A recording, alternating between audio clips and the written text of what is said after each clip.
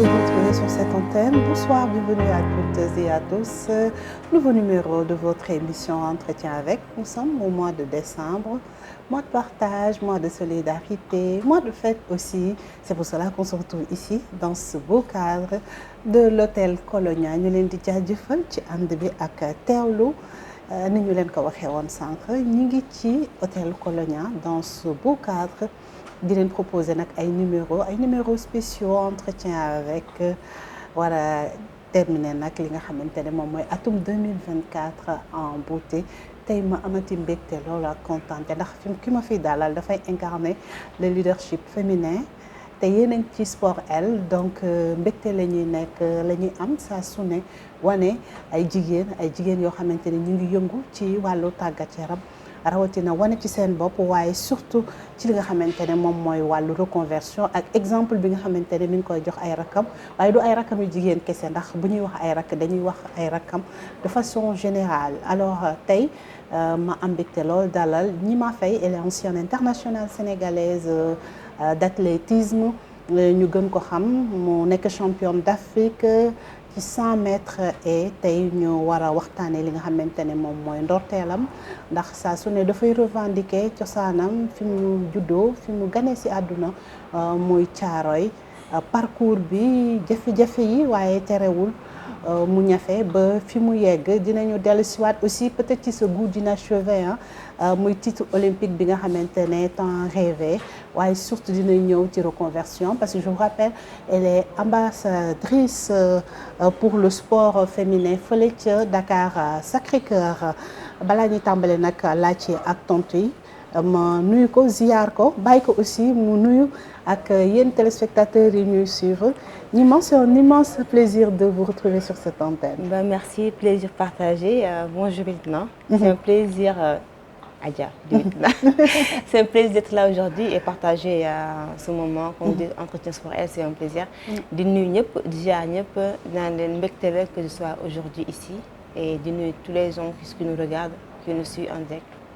Merci beaucoup. Alors, c'est une immense fierté. Balaa may commencer, ça c'est un parti pris et on l'assume vu le parcours jafe-jafe yi gàllankoor yi ndax sport déjà dafa metti rawatina nga nekk ci jigéen parce que milieu la bu jafe rawatina le sport de haut niveau ça demande beaucoup de sacrifices looloo waral tey bu ñu ne Gnima aussi rendre ko hommage ci émission bi lu ñu fàtte ki nga xamante ne moom mooy magam di Ibou Faye nga xamante ne aussi yóbbu na fu sori li nga xamante ne moom mooy drapeau national mais balaa ñuy ñëw ci Ibou ndax bu ñu nee Gnima rek dañuy wax Ibou presque benn la mais tey le tapis rouge d'abord Gnima lañ koy dérouleel bu ñu nee Gnima nañuy wax Caaroy Gnima boo ñu doon wax un tout petit peu fi nga xamante ne moom mooy sa ndorteel balaa ñu dugg ci athlétisme mais un tout petit peu sa enfance yaa ngi juddu dans les années 80 ci banlieue Dakar muy fi nga xamante ne moom mooy Caaroy. Exactement wax nga poser une question bu ma neex que souvent man dès qu'on parle de Caaroy souvent dans les médias on a plutôt dire Gnima l'enfant chéri de Caaroy. Donc man je dis que tey si on enlève Caaroy sama vie on va dire je vais être vide comme je le sens dans le sport et Caaroy fa laa juddoo.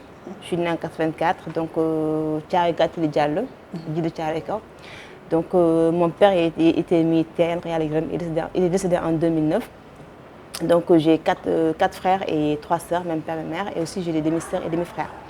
Et au début, c'était pas facile hein, comme tous les enfants. Donc c'était surtout quand tu es une femme et que tu veux faire du sport. Donc, des fois, même c'est pas la gomme ça, mais quartier bi, c'est les filles à 14h30, tout le monde veut sortir, jouer fort. Mais moi, comme j'ai pas eu la chance de terminer mes études, il fallait rapidement trouver une astuce pour sortir de la banlieue. Et le sport est venu comme ça dans ma vie. Donc Thiaroye m'a tout donné, la communauté de Thiaroye m'a tout donné. Et quand je faisais mes petites ventes de beignets, tout le monde a participé, car les gens croyaient ma réussite. Donc moi, quand j'aime tellement parler de Thiaroye, de faire une émission de Gnima, stop là, on parle pas de Thiaroye, on parle de Gnima. Et donc Thiaroye, moi c'est ma base. Thiaroye, moi c'est ma doole. Thiaroye, moi Gnima.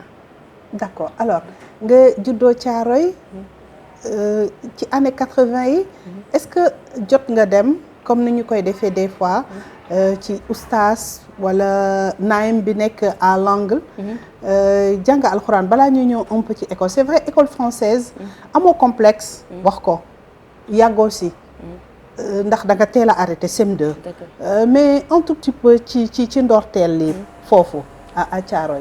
Si commence na je me rappelle très bien j'avais eu c'est que j'ai une bonne mémoire à 7 ans 8 ans mais avant même je pense on était benn école d'ab école Mucca dañ ko doon woowee Mucca je pense que muy Thiaroye ba léegi sax foofu lañu jàngee alxuraan sama papa comme on dit souvent chaque fois dafa naan nit ki lu mu mënta am il faut nga xam sa diine donc fa lañ jàngee arabe fa lañ jàngee nu ñuy jullee nu ñuy wooree plein de trucs donc foofu laa commencé c'est vrai je me rappelle école Mucca foofu laa commencé fa la jàngee alxuraan. alors nga jóge fa dugg école française. exactement. lan moo andi jafe-jafe bi ba nga teel a décroché ci école française. donc en fait je dirais pas jafe-jafe tu sais il y a un moment tu sais comme on dit souvent nos parents ñu doon judd am sens. c'est souvent pas comment expliquer des fois quand on est jeune nos papas à l'époque franchement alhamdoulilah ñoom souvent quand tu as les premières 5 enfants yi am sens mais souvent les derniers par les commencer màgg commencer lâcher l'éducation et tout. mais jafe-jafe am en fait ci wàllu koom. ouais mais man mën naa sax jafe-jafe amul la sama papa ak sama yaay ils m'ont toujours donné tout ce que je voulais. d'accord mosuma xiif mosuma mar mais man y a un moment je me sentais pas bien quelque chose qui parlait de en fait qui me disait il fallait arrêter franchement pour dire la vérité au début ma mère m'a dit non mon père m'a dit non mais je me voyais pas j'étais pas à l'aise à l'école il y a un truc qui n'allait pas. lan la niveau bi la jàng bi la non j'étais très brillante oui mais je me voyais pas enfin il y a quelque chose que jusqu'à là où je vous parle pourquoi parce que après j'ai repris les études j'ai repris plus tard oui dinañ si ñëw donc du coup en ce moment-là man je me sentais juste je voulais laisser tout faire de la couture laa bëggoon def et quand je passais mon père a accepté donc je me rappelle plus l'école j'ai oublié c'était une grande dame qui était vers Thiaroye Djilès à l'intérieur fa laa defee couture def naa fa quelques années de couture et après j'ai aussi arrêté sans comprendre. d'accord. on dirait que je me sentais plus protégée on dirait que lu ma bëggoon daal mooy c'était rester à la maison avec ma mère l'aider tu vois maman il faut ñu jëm mag bon je pense que c'était plus ça mais mon père au début il m'a dit non mais après il n'a pas insisté. d'accord yow daal nga toog seen kër. jàppale sa yaay ci travaux ménagers yi loolu nga gënoon gis loolu nga gënoon sentir. faire un peu de couture on va dire. c'est d'accord ça en fait. waaw. et là j'ai du mal à trouver ce qu'il faut mais c'est ça qui je voulais coûte que coûte arrêter parce que je me sentais pas bien à l'école. d'accord alors entre-temps mu am benn rendez-vous bu mag. C'était à Atlanta aux États-Unis en 1996. Exactement. Parce que je vous rappelle ñi ma booy wax carrière mënoo si génne ki nga xamante ne moom mooy son grand frère muy Ibou c'est l'occasion aussi de lui faire un coucou ñi ngi koy nuyu bu baax champion nga toog ak toute la famille temps yooyu télé commencé na di démocratiser au Sénégal ngay seetaan sa mag. Ouais. C'est comme démb ci man j'avais un frère qui s'appelle mon grand frère Aline Faye Ibou demi-finale série la moom je pense mu ngi daw mais il a gagné et tout le monde sautait de joie foo gis que gi mu ngi xar jaar Aline nañu ne calmez-vous les séries dong la Ibou la gagné caméra yi topp ko et 2 jours je pense que le lendemain ou 2 jours après c'était les demi-finales. Demi-finale 400 mètres et Ibou il est parti mais quand je dis partir les 6 premiers et 400 et il y a 10 et on va dire les 6 premiers et il était devant 8e et on voit que ces jambes étaient lourdes et on voyait les gens passer une par une 8e et mu gën a métti ci moom mais quand il a tenu à arriver à faire sa course en fait ba arriver bu mu ñëwee je voyais la maison tout le monde était calme kenn waxatul kenn tëbatul kenn et je regardais tout le monde et je me suis dit man lii laa war a def parce que je suis une personne qui adore donner de l'émotion j'aime bien rendre service j'aime bien voir les gens sourire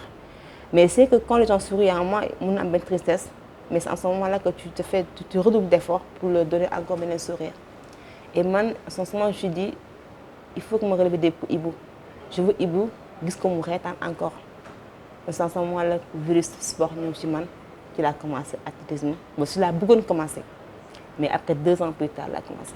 nga gis sa frère arrivé di jooy. Triste loolu nga ñu génn mais triste woon na trop. il était très triste. exactement.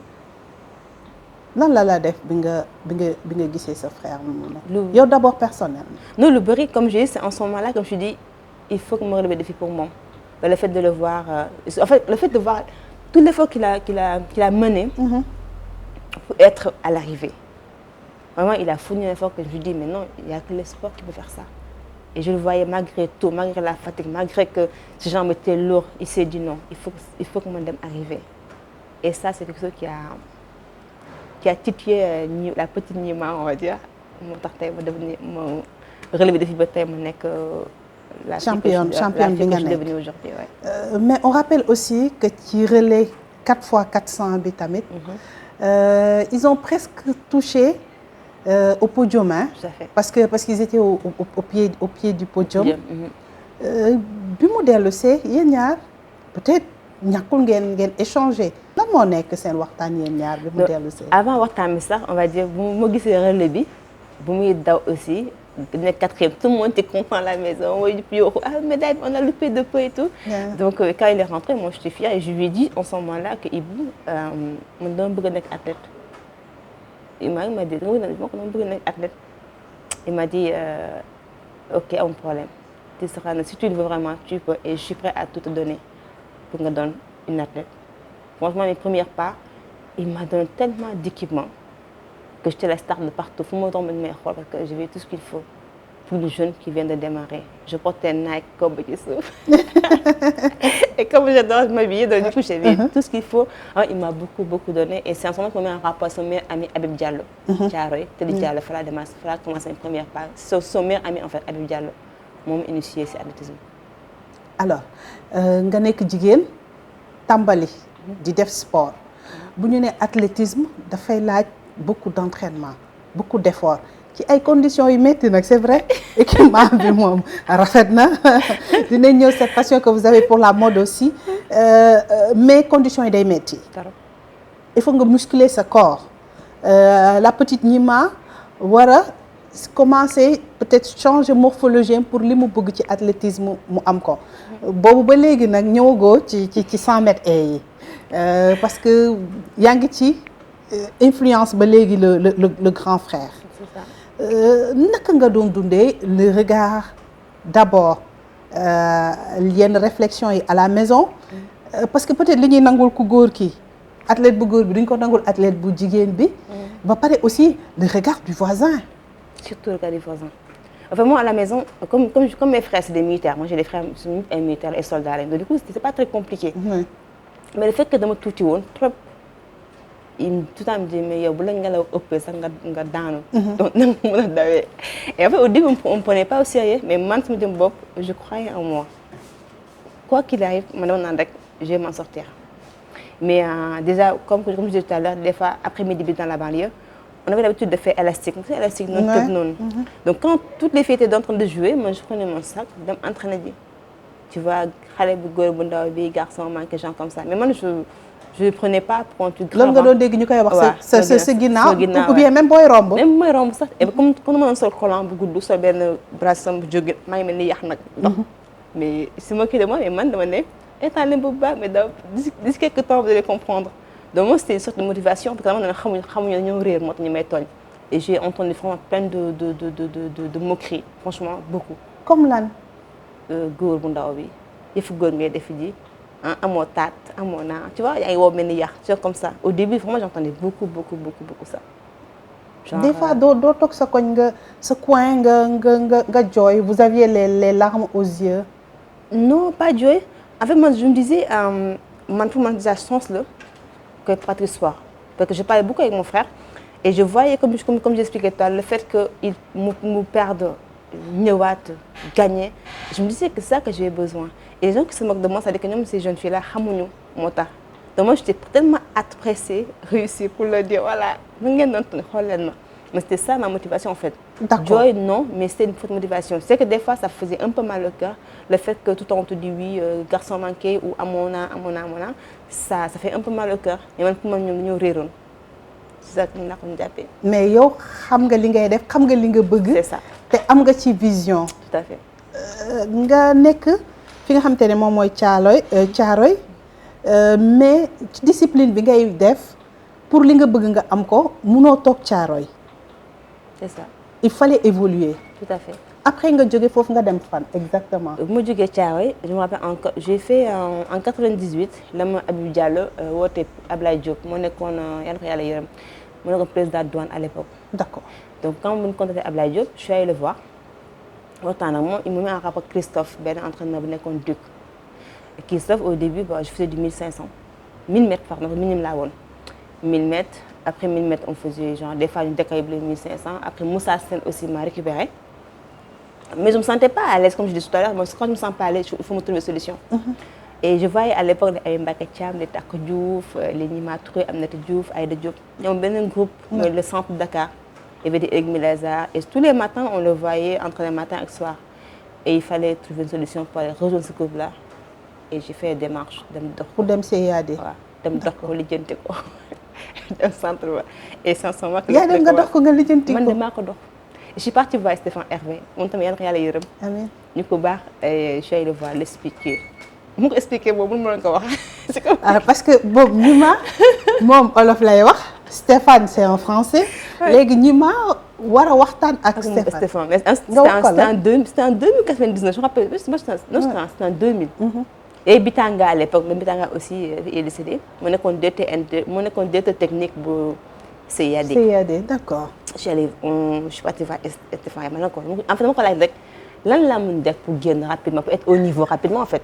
léegi pour nga wax ko ci français. Ah non c'était compliqué parce que là quand je dis ça tellement beau et correct donc moi je lui ai expliqué je dis Hervé franchement là je suis en train de faire du 800 mètres et vraiment je sais pas comme ça je lui ai dit mais pas tellement quoi. Il m'a dit tu es en train avec qui je lui ai dit avec Moussa Sène. Il m'a dit mais tu veux quoi je lui ai dit franchement je veux m'imposer au niveau africain et international. Et là, je viens d'avoir 16 ans. Et vraiment, je ne suis pas à l'aise dans ce que je fais. C'est en ce moment que là, on est orienté, on est rejoindre le groupe, monde de 100 mètres, 200. Et premier mois, la qualifiée champion du monde cadet sur 200 mètres. Donc, j'ai quitté du 1000 mètres pour 200. Alors, on a commencé déjà par la petite catégorie. Nek d'abord, li nga xamantene mom moy champion d'Afrique. Mais pour nga mëna entraîner wu ci centre d'excellence bobu, il fallait chaque jour nga quitter Thiaroye pour ñëw fi nga xamantene mom moy stade Léopold Sédar Senghor. C'est ça. Mu nekk ci ay conditions yu metti. Nga ne dem nga ba defar say beñe di jaay. C'est vrai.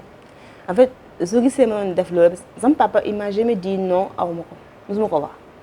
J'ai aussi un frère Ousmane mon sapeur la sax lui aussi il était prêt vraiment il me donnait transport et tout mais man maa bëggoon être indépendant ça c'est moi j'aime bien j'aime pas embêter les gens en fait donc du coup j'ai créé un petit commerce et ça n'a même pas duré un 2 mois max parce que après la bourse rapidement j'avais après à l'époque 75 000 francs par mois en 2002. Donc du coup rapidement ce petit commerce là m'a permis d'aller m'entraîner et revenir parce que douane bu fa nekkee woon on donnait 1000 francs par semaine pour 5 jours. Pour 5 jours. Ouais. Donc j'étais à parce que moi je marchais Pikine Thiaroye Pikine après je prenais les cars rapides à Thiaroye à Pikine. da nga doon dox Thiaroye ba Pikine. Ouais, c'est pas loin dama doon bëtt benn koñ armère yi génn rek. D'accord jël raccourci. Ouais. Après fay 100 francs jël car rapide wàcc buntu pont stade Léopold bi noonu jéggi tali dem entraîner ji. Et retour pareil aussi. nga defaat la même chose. Des fois su ma xawee ragal nag ma jël 50 francs def passe Pikine Thiaroye. Bah à la fin ça je me rappelle très bien même chauffeur mais bu yàggee 1000 francs yi dootul doy. moo tax après ma créé un petit commerce. mais commerce boobu ça franchement pour vous dire vrai ça yàggul. C'est ce moment et après quand les gens commençaient à voir que je faisais beaucoup d'efforts pour réussir ils ont commencé à bàyyi xel ci man ni samay frères et samay sœurs am naa si ñaari sœurs doy waar voilà. Donc ouais, c'est là-bas que j'ai rapidement eu bourse au centre Dakar dugg fa et commencé à voyager. D'accord alors lan la def bi nga c'est-à-dire ci paasu 1000 francs chaque semaine à une bourse de 75 000. bi nga ko amee toujours ci sa persévérance te yaa ngi romb. Il y a toujours ces moqueries là c'est-à-dire ñi comprendre ñoom ba léegi. Lan la def en fait. En fait déjà moi mes bourses il fallait quitter Thiaroye parce qu'à l'époque centre de Dakar c'était à ñu logé woon Kër Damel c'était Kër Damel la ñu logé woon donc fa la ñu doon logé du lundi ba samedi dimanche samedi après l'entraînement on rentrait à la maison. D'accord. Donc du coup sama papa premier jour mu ñëw wax ko autorisation pour ne ko dama war a rejoindre centre de Dakar fédération envoyé woon au début ils croyaient pas trop ah oui tu vas y aller non quand ils ont vu que j'ai une bourse et tout. Et ils ont commencé vraiment à prendre sérieux de loo xamante ne bëggoon naa ko. Après le fait de quitter 1000 francs ba 75 000 vraiment ça a changé j'étais contente hein. À l'époque 75 000 que tu as 16 ans tu as 75 000 moi en 2005 en 2002 oui et j'étais contente et ce que je lui ai fait je me rappelle très bien bi ma fayee xaalis lépp laa jël jox sama papa. Mais sama papa il a mis une éducation sur ñun mooy chaque fois il faut partager et surtout il faut nga jiital say waajur dama xaas bi ma ko joxee enveloppe boobu je me rappelle très bien j'ai même pas touché 100 francs je suis venue de remettre ça à mon père c'est lui qui m'a montré comment je vais dépenser pour ñu ñuy seetaan ñu gën a comprendre. D'accord sama papa bu ma fayee ko 75 000 francs yi dama ñëw ba ci moom jox ko parce que moom daf ma jàngal àdduna ne àdduna lépp loo am il faut nga jàng partager donc ma ko indilee xaalis bi jox ko moom moo ma woon si àdduna nan lay épargner fan laay dugal lan laay denc ak lu ma joxe ci kër gi et man ci laa ko ne bah moi je suis contente d'avoir ça donc papa léegi da nga koy jël à partir de maintenant tous les mois maa lay jënd ceeb diwlin suukar dara j'étais tellement fière de faire ça. ci 75 000 je te jure et c'était beaucoup à l'époque donc du coup dama kontaan trop le fait que ma mën a am njëriñ boobu sama papa wàcc ko benn coono on va dire. Et il était vraiment heureux kontaan na trop. Alors da nga wax lu am solo nga ne ci 75 000 yi am na loo ci wàcce sa papa mais sa papa aussi dala ci jàngal li nga xamante ne da nga koy soxla des fois pour say déplacement waaye di nga ci am loo xamante ne da nga koy denc muy épargne am loo xamante ne da nga koy bokk ak la famille te pàcc yooyu yëpp dafa am solo ci dundu nit rawatina ci koo xamante ne désormais dafay aspirer embrasser le haut niveau. C'est ça. C'est comme je disais une fois je disais ne sport day jàngal mais aussi wax na aussi des fois si biir kër gi la ñuy jàng lu bëri avant ñu dem. man tey comme je dis sama papa séeréer la sama yaay joolaa la et sama yaay mu ni ko xam te ne loo ko wax naan la laaj ko sa papa bu d'accord man d'accord naa donc loolu noonu ñu ma jàngal moo ma topp ba tey nii ma nekk lu ma doon parce que lépp mu am si àdduna dinaa xam tey nan laay jàngee lu may téye lu may partager ak sama famille. Parce que aujourd'hui je suis maman et j'ai aussi toute ma mère qui est là. Donc loolu aussi dama accompagner sama àdduna ba tey ma wax ak yow. Alors nga nekk ci un centre d'excellence ce qui vous a permis nga mun a déjà par rapport ak ay championnats yoo xamante ne cadets yi ñoo fay dem. nga imposer wu nekk championne d'Afrique très jeune. bi nga njëkkee retentir hymne national parce que boobu une première lay nekk pour yow c'est vrai vous êtes jeune. mais loolu lan la def Gnima.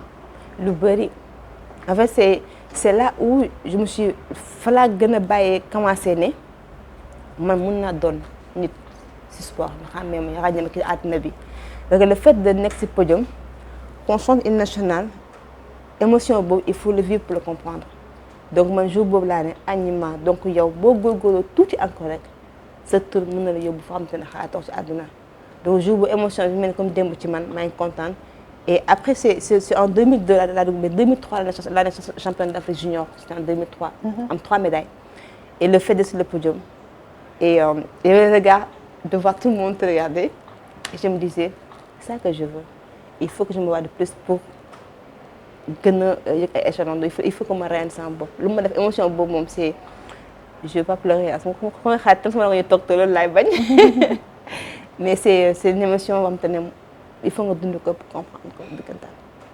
faire retentir l'hymne national. Ouais. Ça fait de la chair de poule. Le fait aussi de dire ñu mérite drapeau sama dëkk man donc ñu ngi koy wéyal gis drapeau bi jëkk benn par benn ba ci kaw loolu c'est une motivation bu rëy la ci nit mais day tax aussi yokk ci confiance yow aussi. alors loolu li la ko may mooy da nga nekk ci centre d'excellence mu am encadrement bu baax. tout à fait mais aussi une volonté bu jóge ci yow. boo ñuy nettali parce que du nekk lu yomb dinañu ñëwaat après ni nga def ba gravir les échelons. ba en 2012 cette fois-ci chez les seniors. nga nekk championne d'Afrique fële ci Porto Novo. mais balaa ñuy yegg si foofu liggéey bi nga xamante ne liggéey nga ko ci centre d'excellence boobu boo ñuy nettali des fois ci yenn anecdotes yi parce que dafay nekk liggéey boo xamante ne liggéey bu metti comme je le disais tout à l'heure dafa laaj privation. beaucoup nga nekk jeune mais aussi focus parce que am nga loo bàyyi Thiaroye. c'est vrai xam nga même ça avant ça muy dugg centre de Dakar pour nga réussir 100% sur sport il faut nga focus ci li ngay def mooy yu bëri doo ko mënati moo too la nga waxtaan yenn heures yi moo too foogam xale ndaw comme yenn heures yi mënatoo def lu la neex parce que après nag naan comme une fois benn coach mën na ne daal bu sa talon mënul daw mu gaaw.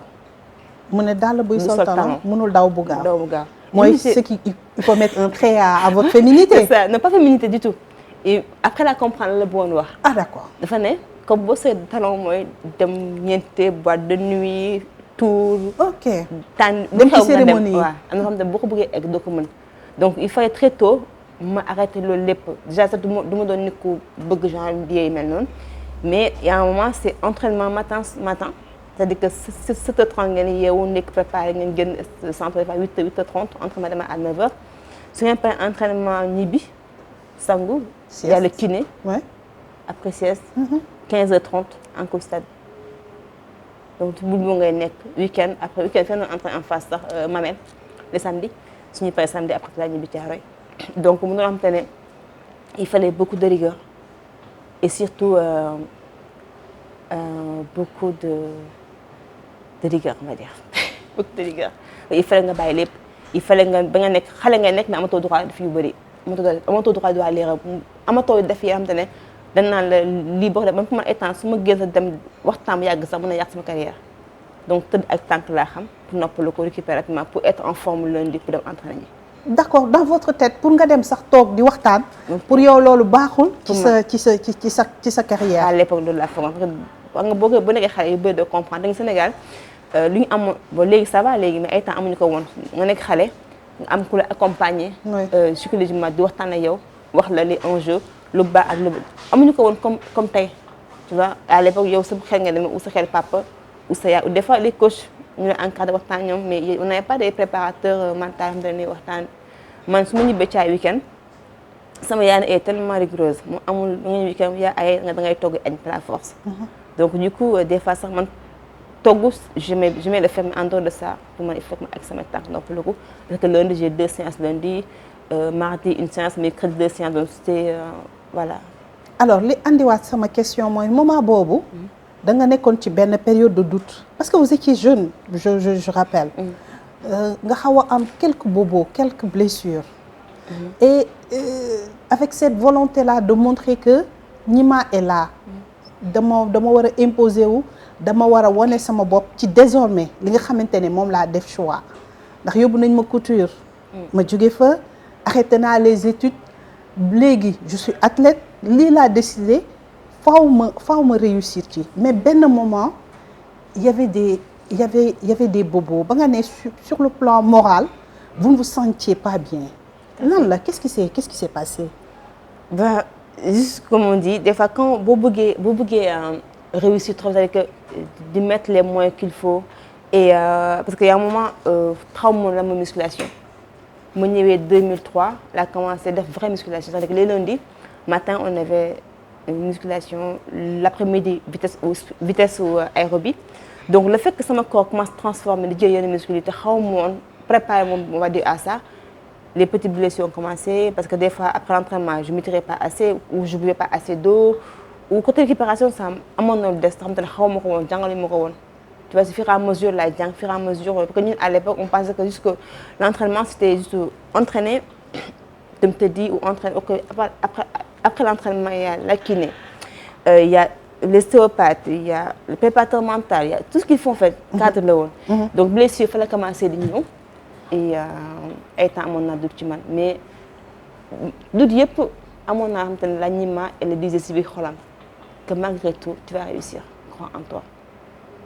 naka nga defee say courses surtout ba léegi yaa ngi ci 800 mètres yi yaa ngi ci 1000 mètres yi.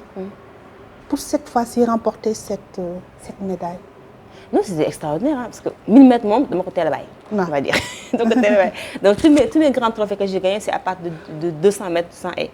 Donc 2000 on avait fait championnat d'Afrique de l'Ouest à Bamako, j'étais cadette. Après championnat du monde cadet à Debrecen. Et après 2003 la fa la commencé vraiment mener championnat d'Afrique junior sur 400 sur 100 haies. Médaille d'argent sur 400 haies et médaille d'argent sur le 4 bronze sur le 4x100. Donc c'est là-bas en fait j'ai commencé à vraiment sentir Gnima après transformation bi muscle yi commencé di génn tu vas commencer am ay épaules. Tu vois affaire di génn nank donc voilà c'est là-bas en fait affaire yi gën a commencé di nekk nank di ñëw ndànk alors période yooyu ci anecdote yi ba léegi boo ñu ciy wax balaa ñu yegg 2012 parce que yaa ngi ci podium bi soriwoo ci parce que aussi athlétisme moom ñu baal ma ci kàddu gi mais du fen en fait boo nekkee ci podium bi rek pour nga toucher Graal bi du jafe torop mais nekkal ci podium bi ou bien au pied du podium wala 5e ou bien 5e place moom c'est en fait c'est une réalité qui est très cruelle chez vous les athlètes. Exactement. Alors naka nga def pour sublimer wu c'est-à-dire au fur des compétitions balaa ñuy yegg en 2012 ba léegi ci liggéey bi. C'est ça parce que après 2003 2004 cela commencé nekk xam nga y a junior catégorie junior. Après espoir. Et après cela qualifié champion d'Afrique je me rappelle 2004 c'était à Brazzaville. Et je fais ma course et je suis qualifiée en finale et ñëw finale def faux départ. À l'époque bu def benn faux départ deuxième bi mooy génn. Donc c'est africain le faux départ bu njëkk bi deuxième man la woon ñu génne ma et j'étais vraiment triste parce que jour boobu xamoon naa ne su ma góorgóorlu ba moo naa imposé wu. Et Ibou était là il m'a dit pleure boo bëggee jooy mais dis-toi que boo jàng nga def erreur. Donc jugal ñu dem ci la ànd ak moom dem. Après 2005 aussi mu amoon les jeux de la francophonie. J'étais bien ba jour bi ma waroon voyage boobu laa gaañu blessure bi métti et le médecin m'a dit Gnima tu n'iras pas tu vas rester à la maison moom bañoon ko accepté jooy naa jooy métti après je me dis c'est pas grave àdduna da ngay jàng aussi et je me suis entraînée redoubler d'efforts 2006 ñu dem championnat d'Afrique c'était à l'île Maurice c'est là-bas que j'ai eu son première médaille africaine senior médaille d'argent médaille de bronze pardon donc mu jox ma aussi benn motivation ne voilà que daa jeexul day soog commencer. Donc après 2007 c'est là que j'ai décidé de quitter Sénégal pour dem entraîner en France. Et c'était compliqué. Et j'ai fait benn année sans m'entraîner. Je voulais couper, j'étais fatiguée. J'étais stressée, blessurée. Il fallait que ma fajuwaat bu baax. Et pendant 1 an. 1 an. Maintenant entraîner mais ma compétition internationale. Oui, bien sûr. J'ai fait 2007 des Jeux africains d'Algérie. Après c'est là arrêté 1 an. Et je suis revenue en 2009. 2009 ma nekk championne d'Afrique de l'Ouest après nekk médaille d'argent des Jeux de la francophonie. Et presque sori woo or bi. Voilà et j'ai appelé mon père il m'a dit mais je t'avais dit tu peux le faire Gnima yow yaa xoolal ñëpp yaa leen mën sama papa moom daf ma doon te mu jaay la nga xëccu. sa papa loolu la doon wax. yaa leen mën yaa leen mën je te regardais très yaa leen mën demain donne-toi à fond. lendemain aussi finale aussi ma jël deuxième donc c'était loolu yàlla bindoon. Et 2010 ma nekk vice-championne d'Afrique à Nairobi deuxième et dem coupe du monde avec l'équipe africaine. C'était un rêve que j'ai réalisé. Et aussi 2011 aussi mu metti 2011 c'est dama doon gaañu rek sans comprendre pourquoi. Après je me suis rendu compte que dama amoon problème dentition. moo doon andi sa blessure. Et c'est ça parce que souvent ñun li nga sama problème blessure yëpp sama dentition yi la woon. bu ñu ko demee nag ba réglé ko yëpp alhamdulilah si la affaire yi ñëwaat ma nekkat en forme ba 2012 ma nekk championne d'Afrique 2013. mais naka lañ la ko waxee parce que xam nga ñun même même des fois xam nga nous les Africains des fois dañuy dem sax ba andi ci leneen loo xamante ne bokk ci alors que yow ci sport nga nekk mais blessure jóg relever wu dem bokk ci compétition participer nekk médaille d'argent bu nga espérer bokkaat ci compétition parce que athlétisme moom il faut ngay répéter say gammes te loolu li la koy permettre mooy faaw ngay participer ci ay compétitions surtout yenn rendez-vous yi vous pouvez pas le rater bu fekkee ne da nga bëgg figurer ci podium bi benn moment il vous est pas arrivé nga ne téema bàyyi ak blessure yi 2011 ma arrivé sama course c'était à Mozambique Jeux africains dama arrivé j'ai tellement pleuré et je dis c'est bon j'arrête fii la xam nga ni ku nekk yàlla bu la wonee wanaat la da ngay arrêté man ba mu gëm yàlla et ma gëm ne fii la yem j'ai appelé ma mère on a discuté wax ma joojoo yi métti mu ne ma ñu ma bu gënee si yow jëkk yàlla fii la yemal affaire yi fii la yem su ko yàlla bëggul da ngay sonn rek donc dama jug nga sangu julli ñaari rakk te dénk sa bopp yàlla moo gën ngay def et c'est ça que j'ai fait jug je me rappelle très bien c'était à 3h du matin julli ñaan et j'ai pleuré j'ai même dit sama tamit moom aussi yàlla na ko yàlla da nga maa mere laa def et tout plein de trucs et quand je suis rentrée à Paris j'ai fait comment on dit xoolaat ce qui ne va pas ce qu'il fallait changer ce qu'il fallait améliorer commencer redoubler d'efforts parce que dama ne jeexagul c'est là où j'étais championne d'Afrique après 2012.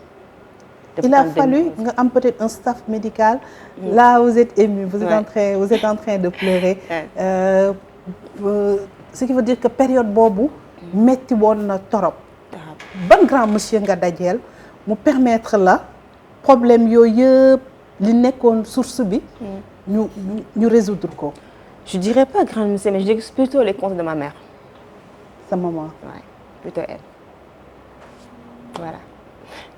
Je vais pas pleurer parce que mooy loolu mais c'est ça merci. mu ne la jëlaata lépp nga delloo ko yàlla voilà c'est ça après aussi j'ai eu la chance d'avoir ma grande sœur Oli qui était avec moi à Paris moom aussi elle a beaucoup joué parti boobu aussi jàppale ma voilà. ci ay conseils aussi me dire voilà que c'est possible que nit ki en fait il fallait am ay comment dire ay blessures pour mën a revenir comme tu veux. On m'a dit comme ça, pardon. Je suis désolée.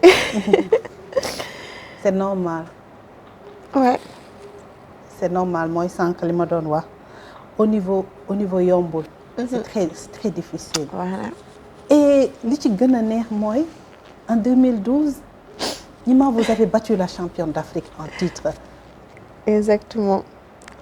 Et vous savez, en 2012, je me rappelle avant la finale, j'avais mal au ventre en fait. Dama yeewu matin, dem lekk une omelette. Il fallait pas faire ça. Ma am bibi métti bu métti, j'avais c'était voilà. Moi je fais normal. Je me rappelle madame Dramé moom juge la, elle est sénégalaise, douane la nekk aussi. Ñu woo ñu chambre d'appel ma ñëw si piste ma ko madame Dramé, il faut que j'aille aux toilettes. Et je suis revenue et la course franchement c'était bien. En fait ce qui m'a aidé à surmonter ça moi avant de venir en championnat j'étais fait partie des 2 meilleures africaines. Donc le défi aussi de cette motivation là. La Nigérienne xam naa ne elle part très vite. Mais man xam naa je suis nulle au départ mais xam naa su ma revenir si kawam sama émotion su ma contrôler sama émotion mun naa arriver à atteindre ce que je voulais atteindre. Et quand je suis arrivée elle était en panique c'est là et bi daanu. waaw et man je suis partie. Donc. nga xam ne tey sa bés la. sa bés la comme moo di que ma mère m'a dit lu jot day yomb jaru sonn et voilà. nga gagné ku ci mel ni Seun Adégoune parce que voilà moom aussi une grande dame de l'athlétisme africain. bi nga yeggee. bi nga franchir dernière haie bi. ba yegg ci arrivée bi. sa xel ci certainement peut-être ci sa yaay la njëkk a dem wala sa xel ci lan la njëkk a dem. non je dis enfin j'ai réussi je dis enfin Nima j'ai réussi à être championne d'Afrique alhamdoulilah qu'importe que nous ma gagné parce que je disais que je me rappelle les gens disaient que oui bu sën daan wala de gagner may ne course. Le plus important c'est l'arrivée. Je l'ai fait et quoi qu'il arrive mon nom est maintenant fu ñu tuddee championne d'Afrique au Sénégal sama tour na ci bokk et loolu na ma dimbali pas pour ma reconversion et c'est ça que je voulais dire alhamdoulilah j'ai pensé tous mes efforts parce que mon père n'était pas là et ma mère ma famille donc j'ai pensé beaucoup de choses à l'arrivée mais surtout dire alhamdoulilah enfin j'ai réussi à le faire. Cette fois-ci nga retentiraat li ñu naan hymne national bi du Sénégal et c'est un peu ce qui est bien c'est les émotions sont différentes bu 2003 bi ak 2012 bi bokkul 2012 c'est comme si beneen émotion mun na aussi dama màgg aussi disquette laa woon màgg disquette c'était une grande dame donc du coup c'était différent et je fermais les yeux j'entendais l'hymne national je te jure jour boobu sama xol li ki nekk je vais même pas vous expliquer j'étais heureuse comme si quelque chose juddu j'étais contente quand je dis enfin j'ai réussi à le faire sant yàlla alhamdulillah donc voilà je me rappelle très bien c'est comme démb ci man. et l'émotion vous habite toujours. Comment? Depuis ma ne te émotion bi mi ngi lay habiter jusqu'à présent boo koy nettali. Exactement. bi nga dellu see médaille bi. Sénégal ñëpp di ko wax. toute la presse. nga dellu si waat Thiaroye. ñi la doon sànni yenn pic yi. vous savez yenn pic yi je me rappelle dafa teel a jeex pourquoi déjà avant les championnats d'Afrique ñun ñëpp comprendre xamoon nañ ne fan laa jëm. parce que vous avez fait un nom déjà voilà donc du coup ñëpp commencé nañ ma topp ñi ma bu démbutoon tey damay daw bu démbutoon tey naan et quand je rentre à Thiaroye et tout le monde était content et ma famille. yeneen xale jigéen ñi loolu lañ la doon wax. après ñu ne bu démb doon tey dañuy. ay 2009 2007 8 dem naa bu démb doon tey at lan lay nekk donc voilà et après mu ñëw Thiaroye ñëpp content ñëpp génn et comme man Thiaroye dama am sens man xaytu ñëpp la. paa yeeg mère yeeg xale yeeg disquette ñëpp donc tout le monde est sorti et tout le monde ñëpp content et bu ko fàtte mukk te comme je dis rek man ñooñu samay doole sans ñoom du ma egg fu ma egg te ni ñu may doole mooy lépp ñu def si ñi ma su ma dawee gagné su ma ñëwee ils sont à la maison ak man su ma perte pareil donc jour boobu dañoo kontaan ne ma enfin nekk nga ko gëmoon nañ li nga ko nekk te yeneen dàq mooy ñëw donc fête nañ ko kafe nañ ko réewe nañ ko toogee nañ fàttali ma si affaire ay anecdotes yu bëri et de passage je dis bon à mon grand frère Abdoulaye xam te ne moo def mooy sànni xeer rek parce que je me rappelle très bien quand je venais dire Abdoulaye damay dem championnat d'Afrique de l'Ouest Bamako yow bàyyi ma man France laa wax tu vois. quand j'ai réussi quand je suis venue il était heureux aussi il dit voilà ça qu'on voulait waaw ça qu'on voulait nga doon ko donc alhamdulilah. mais ñi ma du ci piste yi rek nga xeex pour imposer ce tour. oui imposer aussi écrire des lettres d'or cette page de l'athlétisme sénégalais du loolu rek nga def de l'athlétisme africain. xeex bi aussi da nga ko def si yow da nga dem reprendre di jàng mais aussi yaa ngi koy wax lépp luy handicap si yow nga fexe ba travailler ko parce que da nga timidoon da nga doon bégeyee liggéey boobu yëpp naka nga ko defee. mais ce qui est compliqué des fois mooy quand boo nekkee xale nga wét quand je dis wét mooy que tu fais benn liggéey ak sa bopp parce que à un moment dama doon dër extra loolu tax sama gën a bàyyi école je pense parce que fekk ngay lire devant les gens ñu lay reetaan et tout ça mën na jouer un rôle c'est possible je viens d'y penser donc le fait que. d'accord nga nekk xale dër. waaw déjà à l'école. waaw mu tëri sa yeneen morom yi. c'est possible donc après quand j'ai commencé moo tax man souvent c'est une chance d'être c'est sens la nga nekk sportif parce que da lay forger duñu jàng rek. que dama nga dawi ma day jàng nga travailler sa personnalité nga xam ne yaay kan donc man le fait après de voyager voir mes collègues parler posément non je me dis voilà ñi ma tey yow tam soo bëggee aussi il faut que dër bi dañ j'ai commencé à travailler sur ça j'ai aussi des gens qui m'ont aidé et aussi Khalifa un professeur je fais coucou de passage aussi qui m'a beaucoup aidé quand je rentrais à Dakar mais à un moment il fallait se mettre devant un miroir pour xam may kan pour xam ñi may xaar pour xool aussi ñu bëgg a mel ne man il faut que je taal il fallait que ma wax ni ñu dégg ma et pour ñu dégg ma il faut ma bàyyi dër bi c'est comme ça j'ai commencé à travailler pour loolu léegi. nga ne il fallait se mettre devant un miroir c'est-à-dire nga toog janoog seetu.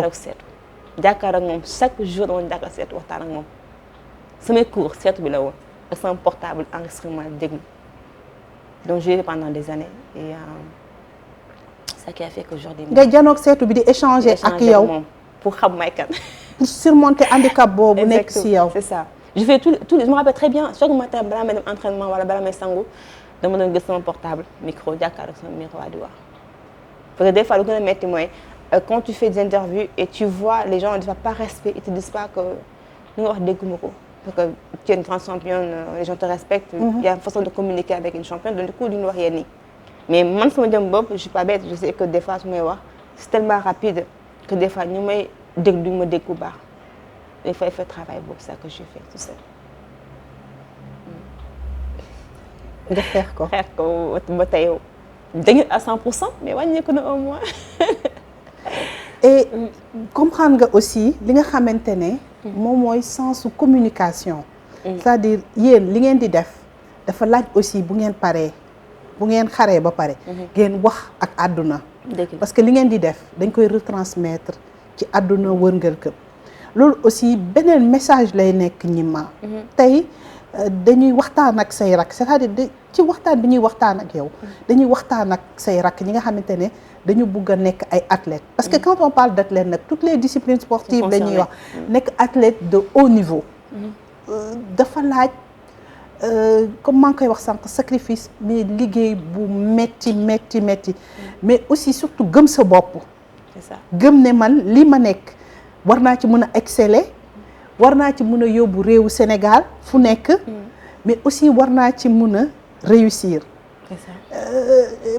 beneen xeex boobu naka nga ko doon defee ci ko xamante ne jaay na beñe am na ay bourses am désormais am na bourse olympique am mais aussi dafa am exemple des athlètes qui malheureusement dañu raté seen reconversion te exemple bi dafa bëri hantise boobu parce que ça peut être une hantise mun na nekk loo xamante ne tout le temps daf lay habiter naka nga doon def pour préparer waale en même temps aussi li nga xamante ne moom mooy sa reconversion parce que yegg nga ci trentaine bi. exactement vous savez man comme ni ko waxee léegi xam nga tey boo gisee say mag ou say frères de seen carrière par seen carrière am ñu reconversion je le voyais beaucoup à Dakar bu ñu bisee ba dafa comme boo demee sa niveau international compétition tu vois aussi des athlètes ñoo xamante ne lu ñu def man def ma sa moitié bi et ces reconversion ma day taali et day tax nga tiit ragal ne man je veux pas finir comme ñoom ou nan laa mun def pour m'en sortir donc man sama carrière yëpp dama ko doon bàyyi xel c'est pour ça tout le temps je suis une personne qui dama créer sama contact préparer wu reconversion et dama doon wax souvent aussi que dama bëgg bu ma jógee Dakar di ñëw je disais une fois sama magu yaay ma ne ko man daw ma France pour toog tonton Aliou yàlla yërëm on parle beaucoup moo tax man dama am loo xamante ne dama ko war a indi waa Sénégal j'ai envie de joxe loo xamante ne mu ngi ci man daa bëri nekk sama xol donc il faut ma dem ñëwaat et en ce moment je pense que beaucoup de personnes ne comprenaient pas ce que je disais moo tax quand je fais ma carrière dama ñibbi Sénégal parce que tey reconversion ni muy wàccee dafa gaaw dafa métti boo ko préparé wul ni muy ñëwee moo raw sax fii ci kaw yaram parce que tey nga nekk benn environnement am lépp xëy benn jour rek mu jeex te lu gën a bon ci sport mooy bu jeexee amatoo mbokk kenn taatu la fii booy briller tout le monde avec toi mais quand c'est fini. sa téléphone day sonné da ngay jot message da ngay jot appel foo toll. ak un championnat c'est extraordinaire mais est-ce que je te jure ba pare sa championnat ba nekk toog athlète de haut niveau même y a des dirigeants bu leen woo duñ déggee téléphone duñ la faale parce que jeexal nga amatoo benn njëriñ ci dëkk bi ñoom lan lañ ko jàppee foo ne ku pay sa carrière bu nekk am nga njëriñ mais il faut créer ce environnement balaa ngay pare il faut aussi am sens entouré des personnes yoo xamante ne am nañu yërmande tuuti lu fi néew actuellement amatul Sénégal ba ñu yërmande côté sport y en a pas beaucoup y en a mais pas beaucoup donc man dama préparé sama conversion xamoon naa lan laa bëgg a def et je travaille sur ça pour su ma ñëwee Sénégal mun a imposer wu comme je dis pour essayer de transmettre parce que ñu li ñu def ci àdduna bi yëpp warul ko gas suul il faut mu génn mais il faut kenn commencer ko il faut ñu génn y a beaucoup à faire au Sénégal. Absolument. Les jeunes filles ont besoin ñoom seen xam-xam du question que dama jàngul du question que dama arrête na non li ngeen jàng ci terrain bi moo ëpp bac plus 20. génn leen. Absolument. Vous avez beaucoup appris faut pas que vous vous cachiez bëri nañ Sénégal ñu toog fii un championnat li ñu ciy jàng rek moo raw examen dafa Sénégal da nga egg aéroport nga sa biir avion ñëwagul ñii woote ministère ñii woote fédération yi jég ñi ne billet diw génn nga daw dem avion kenn ki xaar donc tous ces défis là ak nga war a xëy faget teel egg championnat egg si Sénégal seen réservation hôtel amul wala amagoo leen chambre nga toog di xaar tu vois te pourtant xam nga championnat ngay defe ji xam nga ne ñu bëgg ñu lay xaar nga pare loolu dem ci terrain bi échauffement ñëw excès de ça ñu gaañ ne non on t'a pas encore engagé ou nanana tous ces problèmes là nga mën ko téye. des fois doo am équipement. waaw des fois ñu équipement sax mu fa laa bëggoon jëm léegi équipement doo am équipement doo am dara pourtant ak yooyu yëpp nga mën a téye ko taxaw si podium bi taxaw si terrain bi compétir nekk une championne un champion c'est pas donné c'est préparation loolu il faut être sa fi fees de nga mën ko def. Et il y en a une centaine qui sont là au Sénégal muy jigéen di góor ñu ko réussir tey jeex na ñu seen kër toog mais waroo leen toog seen kër génn leen. alors mais loolu li koy andi aussi ku mel ni Baba Tandian. des fois dama ko interviewé mu ne bi mu nekkee France di jouer benn moment xaalis yu bëri na. mais benn moment mu ne man dama war a delluwaat Sénégal te dafa am lu ma fa war a réaliser. il a serré la ceinture. nee na benn manteau benn dàll yenn yi la yoroon. c'est-à-dire le strict minimum. pour xalaat boo ñëwaatee li nga war a investir. mais aussi loolu dafay ànd ak c'est vrai ce manteau là cette veste là de Gnima championne d'Afrique et tout aussi il faut nga simmiwaat ko teg ko fële dellu siwaat. personne normale génne. sa bopp peut-être star boobu. parce que mën na la dugal ci benn carcan boo xamante ne nga dund loo attanul. dëgg la. comment vous avez fait Gnima naka nga def. man Gnima ñëpp xam ne man Gnima la simplicité c'est Gnima. man déjà même je passe inaperçu et c'est rare que je dis que man dama ne lépp liggéey boo gis rek ak lu mu laajte on était championne ça c'est notre passé mais c'est pas ce qui reste parce que loolu moo tax tey doon lu ngi doon. ci loolu la ñuy jëmbat ci la ñuy jàng pour mun a réussir suñu reconversion donc manteau boobu da nga koy garder. mais il faut le garder précisément ak mousse ak xam noo koy utiliser. donc man tey le manteau de Gnima le sportif international mu ngi sama droite et la gauche j'ai la Gnima qui veut partager son parcours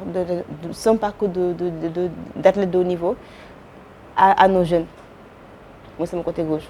donc chaque fois j'ai besoin de manteau de Gnima pour mën a réussir beneen côté bi c'est que aussi comme Tandian il l'a dit aussi c'est vrai mënoo ñu aussi di incarner loo xamante ne amul tey yéen bu bëggee am solde on va dire 10 000 euros dundee solde 20 000 euros day metti. donc il faut être réaliste nga xam comment gérer et surtout man comme je dis rek il faut avoir vitamine D c'est-à-dire que les bonnes personnes. surtout dafa baax cercle bi nga xamante ne moo la wër. soo ko ratee rek. pour nga rater sa carrière dafay yomb donc les personnes yi nekk autour les conseillers et tout nañ ko xool bu baax a baax par rapport aux athlètes. alors li ñu desee bëriwul. il nous reste 7 minutes. te li ma la bëgg a laaj yëpp dafa bëri reconversion bi. nga ñëw Sénégal gis nañ la aussi sànq maa ngi koy wax vous êtes ambassadrice lépp luy promotion sport féminin gis nañ nga yaa ngi koy def ak Dakar Sacré-Cœur nga permettre yow jafe-jafe yi nga amoon léegi sa rakk yi suñu bëggee def lu ci mel ni football am nañ la possibilité def ko fi nga xamante ne moom mooy Caaroy ndax coupure bi des fois dafay metti boo nekkee tout tànk ndax yow dund nga ko xam nga ko moo tax heureusement nga anticiper par rapport à tes petites sœurs mais à côté aussi da nga mës a embrasser ce rêve là d'être sunu Naomi Campbell alors athlétisme mode c'est vrai sport ak culture pas bi soriwul passerelle bi mun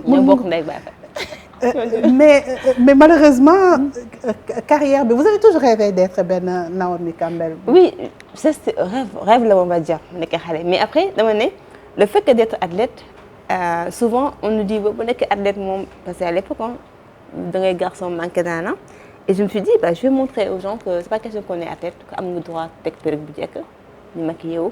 ba pare ay temps su may dem entraîner ñi ma yow yaa ngi dem entraînement maquillé wu ma ne stage sama bureau la donc du coup j'ai toujours incarné même si on est sportif même si on est il faut garder cette voilà l'anima jigéen on va jigéen tuuti bi il faut garder ko c'est important et moi j'ai toujours fonctionné comme ça. dama doon maquillé ex même journaliste dafa da may tooñ si ni mannequin mais ba tey garaaw donc c'est ça en fait c'était un rêve je voulais être mannequin ça c'est vrai mais après à un moment que le fait que je suis athlète je dis voilà je vais en profiter comme tout le temps télé la ñuy nekk tout le temps caméra la ñuy tiim mais je vais en profiter peut-être mu nekk sa podium alors entre-temps mariage ñëw na maternité est-ce que par rapport ak ce planning parce que moment boobu yaa ngi génn ci trentaine bi et il fallait que aussi nga xalaat sëy il fallait que aussi nga xalaat aussi am njaboot est-ce que période boobu dafa en fait planning la woon ou bien dafa ñëw naturellement parce que am na ñoo xam ne dañ naan damay def sama carrière ba pare soo ko xalaat mariage soo ko xalaat maternité parce que des fois c'est très difficile d'allier les deux même si yow am nga sa taaw daw nga tuuti après ci ngay soog a arrêté. C'est ça en fait man mën naa ne planifié wu ma dara c'est bon naturellement franchement je profite de passer pour dire encore que sama jëkkër nga xam te ne daf ma taxaw juste comprendre lu may def xam nga tey comme je dis sens la nga am jëkkër bi lu comprendre le mot difficile et lui c'est quelqu'un qui est là moi je dis que c'est mon jumeau mon meilleur ami parce que dafa ñëw foo xam te ne j'étais en fin de carrière et bu ñu xamante yàggul on s'est marié yàlla def ñu am sama taaw mu ñëw je m'entraînais mu ñëw je dis alhamdulilah planifié wu ma dara tout est venu naturellement et après période Covid bi m'a accouché en 2019 j'ai repris mes entraînements tout est normal et tout mais après Covid c'était compliqué c'était dur amoon droit génn amoon droit c'était compliqué dafa méttoon trop Paris c'est en ce moment je dis voilà Nima il faut que tu retournes la source et moo ko expliqué ne ko man jox ko benn bouquet ne ko man lii laa bëggoon def il a bëgg tey mu ne ma man loo bëgg laa bëgg je t'accompagne. nee naa sa jëkkër loolu la wax sama jëkkër su ma xamoon en 2006 je vais champion olympique man loolu leer na. sa jëkkër de. su ma ko teewoon xam ma ne champion olympique. comment s'est fait la rencontre. hasard. Pour moi c'est vraiment hasard la comme on dit A à Z maag moom c'est hasard. je sais long d'expliquer ça qu'on n'a pas beaucoup de temps mais prochaine fois naa l'expliquer. Donc voilà et le premier garçon Aline il est né en 2019 Babacar 2021 et le dernier il a 6 mois petit Mamadou donc voilà. alors mais ñi ma dama la dégg nga ne. malgré ça yaa toppatoo sa kër. yaa toppatoo xale yi. yaay tàcc. wilaay. yaa toppatoo musi. oui vous savez xam nga tey comme on dit nga yàlla boo ko ñaanee. des fois duñ ci rendre compte buy nangu. ma ko mos a ñaan na ko man dama ñibbi Sénégal mais je veux dinaa am jot pour sama njaboot am jot pour liggéey et je te jure yàlla la may sama jëkkër il est cuisinier mais man maa koy toggal am naa sama kër ñu ma dimbale je comme tout le monde comme tout Sénégal et tout mais tey ñu ngi 6 ans de mariage bientôt 7 ans man maa koy tegal mu lekk chaque jour son café man maa koy defar su ma fa nekk moom moo koy def. te yàlla dimbali na booba léegi ñooy nekk te booba nekk mën naa koy def tu vois des fois mën naa ko sax bàyyi tëdd ak say tànk ma barkeelu ma bëgg a àjjana. donc tu vois ak say tànk ma mii. donc ñu ma jóge na de. donc nga ne ko mu aj ay tànkam nga barkeelu. àjjana. da nga bëgg a dem àjjana ma ko ñu nee nañu avec peu d'effort ak yéen ñu dem àjjana. ma ko di yàlla bëggal leen. ma ko de dama koy defar ba mu baax lu mu bëgg man moom laa bëgg xam nga xam. su ma tey dama bëgg lii je te jure je fais les gens je pense que quand on voit Nima man sama doom man maa ngi ni bot sama taw ba léegi ñëpp sama doom comme seen sang à part man maa ngi ni sang maa ngi ni damp maa ngi yor seen lépp damay li am temps je travaille 1 heure 2 heures par jour damay ñibbi si kër ga sang leen guddi jox la ñu lekk te sama jëkkër sama doom man maa ngi tegal maa ngi toggal su ma amul temps des fois ça arrive des fois sama benn cousine ñu toggal ma mais c'est pas beaucoup c'est moi qui fais tout à la maison. Et j'ai le temps d'aller travailler. Vous vous occupez de votre maison? oui. xool sa jëkkër ci li mu nekk xool sa njaboot ci li mu nekk. xam nga tey souvent naan ñun suñu chance bi ñu am mooy suñu yaay état dañoo amoon suñu jot moo tax ñu am éducation bi ñu am. moo tax ñu am éducation bi ñu am. waaw donc dañuy essayer rek yombul nag quand tu es une femme entrepreneur c'est compliqué. Mais comme on dit rek il faut essayer de gérer et comme on dit rek ñun dañoo nekk piste bi di daw di kërën fa ñu dugg fa dañuy amee jëkkër ju baax dañ ko jaamu rek. absolument agenda bi leer. borom kër da nga koy jaamu il faut mën a yoo ànd nañ ci. tout à fait d'accord. Alors pour revenir à vous. votre coup de cœur projet yi d'abord lan lay nekk à long moyen terme gis nañ la da ngay organiser des fois ay rencontres ci athlétisme di initier di dénicher ay talent yaa ngi ci football bi projet yi. donc lan lay nekk. donc là en fait man comme je dis dama ñibbi Sénégal pour mën a partager def ce que j'aime faire aujourd'hui je coach en entreprise lay coacher. oui. et beneen partie bi mooy je fais dama créé une association tudd Ñima Sport Solidarité car quand on parle de Ñima on peut parler de Ñima sans parler du sport. oui. on peut pas parler du sport sans parler de la solidarité. donc ma jël ñett yooyu boole ko. ça me permet aussi ma mën a jege sama localité muy Thiaroye ak d'autres banlieues. j'organise chaque année plusieurs fois ci année bi banlieue sprint de regrouper une famille autour du sport man famille dafa am solo ci man xam nga temps bu ñu nekkee xale bu ñu entraîné des fois nos mamans dañuy bàyyi entraîné ñun dong donc banlieue sprint daf may permettre ma ne yaay ñëw leen ak seen doom. ci benn parcours bu ndaw 50 mètres la pour tout le monde les enfants courent les mamans def marche rapide bu ñu paree on offre des denrées alimentaires sacs de riz les enfants vont du fourniture scolaire donc man ça me permet ma sant sama bopp ci li may def donc banlieue sprint moom mooy sama yëf. mën naa ko bëgg sama biir xol. et en dehors de ça je transmets comme Dakar Sacré-Cœur mu ñibbi Sénégal ba léegi ma je peux m'en nommer ambassadrice donc ça me permet aussi xale yi fa nekk may ni préparer suba. ndax tey dafa neex topp nga nekk championne mais préparer suba lu am solo la donc loolu mooy sama rôle ak ñoom di partage te dund naa ko ci les continents. en dehors du Sénégal xam dund naa ci yeneen d'autres pays donc loolu mooy sama rôle en dehors de ça parce que Ñima coaching association partage je fais pas mal de panels donc voilà. et la famille. ñu ñëw ci sa coup de cœur ci wàllu dans la vie moom c'est la maman n'est-ce pas qui vous inspire. mooy sa référence. xam nga chaque fois je dis xam nga tey sama yaay dama koy olof mu leer mu dégg ma am sens. je me dis que souvent sens là en fait d'avoir une mère comme ma maman waxuma yaay ñëpp mais sama yaay saa yi ma jullee ma naan yàlla alhamdulilah d'avoir une maman comme elle. parce qu'elle est tellement patiente dara yóbbu ko fenn loo xam naa la t'inquiète pas lu jot day yomb vraiment alhamdulilah merci yàlla mu joxe yaay bi sama yaay vraiment elle c'est ma chérie lu ma doon tey moom la donc elle m'a appris dans la vie d'être patient doylu xam yaay kan te loolu du jaay marché. moom laa ko jëlee donc c'est sama coup de cœur on va dire en tout cas. mooy sa coup de cœur. et ci wàllu athlétisme c'est Gaëlle Divers n'est-ce pas. oui elle m'a toujours inspirée ak Patricia Girard aussi j'ai eu la chance de m'entraîner avec elle un peu avec même championne d'Afrique Patricia Girard moo ma entraîné.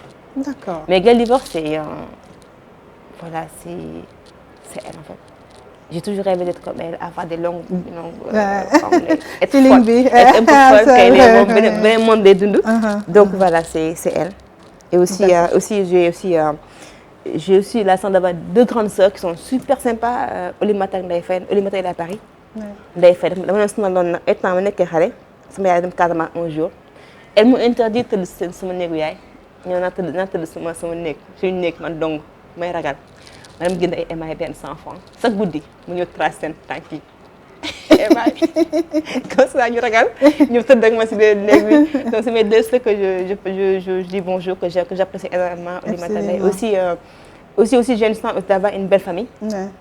sama góor ak sama yaay xam te ne daf may jàppale baax sama sëy et mes belles sœurs qui sont là qui m'accompagnent la belle famille c'est vraiment man dama naan rek alhamdulilah je suis chanceuse. de passage je fais un gros coucou à maman Ndiakhate sama yaay. D'accord. Et mes belles sœurs qui sont là présentes actuellement même il y a une qui est à la maison qui s'occupe de la petite du petit Mamadou Adama. Donc merci à eux aussi merci à toute la belle famille. À toute la belle famille Ngom. Tout le monde famille Wade tout le monde. alors cette fois-ci moom duñu la jooyloowaat. D'accord. Mais su nekkul woon athlétisme beneen ban sport nga gis sa bopp Gnima. Bonne question. dama dem basket benn jour la dem ne man tu es nul out mais bu doon athlétisme basket j'adore parce que ça incarne la féminité, ça incarne tout ce qui est voilà c'est basket. J'aimerais bien c'était athlète ou ça mais dañ ma teel dàq foofu. Ban moment moo la gën a marqué dans votre vie? Marqué positif ou négatif? Positivement dina ñëw ci négatif bi. Ah là là, plein de trucs hein. Le jour que j'ai eu mon premier garçon. Ah, à l'accouchement, quand j'ai vu Aline, j'ai dit alhamdoulilah, je suis maman. Voilà, ça c'est quelque chose qui m'a vraiment aussi marqué dans ma vie. Bon moment moo gën a metti? Le jour que j'ai perdu mon père. Et mon père aussi c'est mon meilleur ami. Dommage que voilà. Ce jour-là c'est point de du sax metti parce que yàlla moo ko dund di nga dee loolu nga sant yàlla. Mais si naqar la xam ne néew ma au Sénégal, j'étais en France ñu annoncé ma ko ma ñëw fekk def lépp duma. Ça fait mal. Très mal. Votre vœu pour l'année 2025 lan lay nekk Gnima? Surtout Sénégal ñu am jàmm ñun ñëpp déjà et Gnima puisse que là je suis en train de monter mon entreprise de coaching. Donc yàlla dimbali ma ko lu may mbëbët actuellement yàlla may ma ko. Que je puisse former et accompagner des jeunes et aussi wan leen car souvent au Sénégal quand on est sportif et là moi je veux vraiment apprendre que les jeunes on peut être sportif en même temps travailler. C'est ça loolu mooy sama souhait pour 2025. Merci beaucoup Gnima. C'est un immense manqueur au début. Une fierté. Nous, on aime bien, moi personnellement, j'aime bien échanger avec des femmes leaders. Ndax milieu bi ñu nekk dafa metti. Pour nga nekk ci jigéen imposé wu. C'est très très difficile. Nous sommes dans une société où pesanteur yi dafa metti ci ñun jigéen. Mais boo amee loo bëgg. gëm ko dem ci rek comme on dit nous sommes des croyants. suñu borom daf la ciy jàppale rek da ciy teg loxo. Kàddu gu mujj gi lan lay nekk. Kàddu mujj mooy que comme ko waxee léegi genre surtout les sportifs féminins jigéen ñi gëm leen nekk àdduna du moment que vous croyez en vous tout est possible mais aussi préparez votre reconversion ndax luy gaaw ñëw la te gën leen di gëstu seen i mag di leen ay conseils ndax ñun dañ fi nekk pour yéen am nañu sens pratiquer li ngeen di pratiquer actuellement te am nañ ci lu bëri am jàng nañ ko donc ñëw leen si ñu wan leen yoon accompagner leen. te ngeen préparer ba cette conversion et restez poli, restez discipliné et surtout croyez en vous et aussi croyez aussi à vos rêves. On espère que moment bi après yéen dafa am benn vide. Mais moment bi on a vu une génération bu ñoom Louis François ñoom Cheikh Tidiane ñoom Sali ñooñu ñi ngi ñëw et on espère que li nga leen wax ni dinañ ko jël. Inch'Allah teg ko seen wet. di ko doxee pour le rayonnement parce que athlétisme au Sénégal bëgg nañ mu delluwaat fi mu nekkoon en Afrique bëgg nañ mu delluwaat fi mu nekkoon ci àdduna dafa laaj nag beaucoup d'investissement beaucoup d'argent surtout accompagner surtout les athlètes on espère que li dal Louis François dootul amati que accompagnement bi war dinañ leen ko defal pour li ñu bëgg ñu mun ko am parce que comme on dit sport moom loo ci jëmbatul mënoo ko bay c'est pas possible. te duñu préparer champion ou une championne en 1 an ou 2 ans. C'est pas possible. ci xel donc tey booy joxe loo xam te ne nañ se prépare 8 ans ou 10 ans et je pense qu'aujourd'hui j'espère en fond du cœur que suñuy autorités nañ comprendre. Il faut accompagner ces jeunes. Il faut accompagner à temps mais pas à la dernière minute. Absolument. Merci beaucoup Gnima. Merci à l'équipe technique qui m'a accompagnée. Ibou.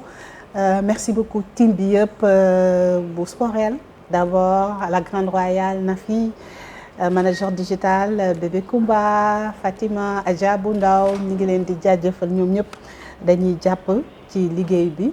On vous rappelle que vous pouvez suivre cette émission sur nos plateformes Sporel mais aussi sur la chaîne 7TV. Jërë ngeen jëf, passez d'excellents moments en compagnie de nos programmes et surtout bonne fête à toutes et à tous. Jërë ngeen jëf.